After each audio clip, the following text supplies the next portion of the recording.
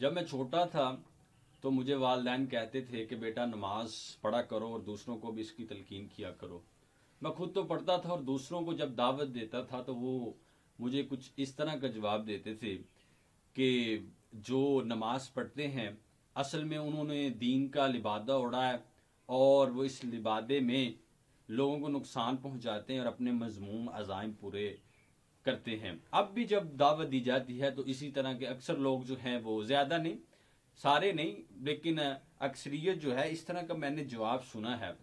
اور میں بڑا حیران پریشان بھی ہوتا ہوں کہ یہ ایسا کیوں ہے.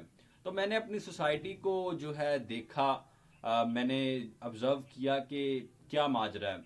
تو واقعی ہی ان کی بات کسی حد تک درست تھی کہ بہت سے لوگ ایسے ہیں جو نماز کی بڑی پابندی کرتے ہیں. نماز، روزہ، زکوٰۃ، حج، عمرے کے لیے بھی ہر سال ہی چلے جاتے ہیں اور دیگر کام بھی اس طرح کے کرتے ہیں، بڑے ظاہری طور پر دیندار نظر آتے ہیں. اور لیکن ان کے جو معاملات ہیں لوگوں کے ساتھ وہ بالکل ٹھیک نہیں ہوتے. وہ لوگوں کو نقصان پہنچاتے ہیں.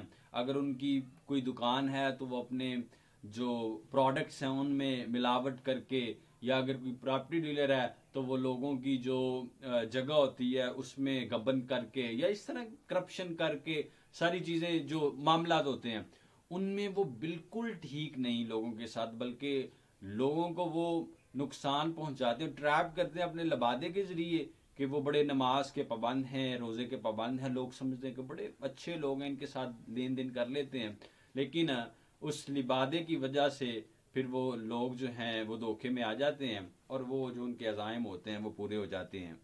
تو یہ کافی حد تک میں نے دیکھا ہے، یہ ہمارے معاشرے میں ایسا ہے. لیکن اس کا بھی ہرگز مطلب نہیں ہے کہ وہ جو ہے حقوق اللہ، نماز، روزہ، زکوٰۃ اس کو بالکل ہی نگیٹ کر دیں اور اس کو جو ہے وہ برا سمجھنے لگیں. ایسا ہی ہوتا ہے کہ لوگ جو ہیں وہ یہ دلیل دیتے ہیں کہ ہم خدمت کرتے ہیں لوگوں کی، ہم نماز نہیں پڑھتے تو کیا بات. یہ بھی غلط بات ہے، اس طرح بھی کام نہیں چلتا. تو ہمیں بھی اس طرح کا مسلمان بننا چاہیے کہ نماز، روزہ، زکوٰۃ بھی ساتھ ساتھ حقوق اللہ اور حقوق العباد، یہ دونوں چیزوں کو ہم لے کر چلیں. اگر ہم دونوں چیزوں کو لے کر نہیں چلیں گے تو اسلام جو ہے وہ پھر پورا نہیں ہوتا. اس کا پھر ایک ایلیمنٹ تو پورا ہوتا ہے، دوسرا ایلیمنٹ پورا نہیں ہوتا. جب تک دونوں ایلیمنٹ نہیں ہوں گے تو ہم اسلام پر صحیح طریقے سے نہیں جو ہے وہ عمل کر سکیں گے. تو یہ ایک پیغام تھا آپ سب کے لیے.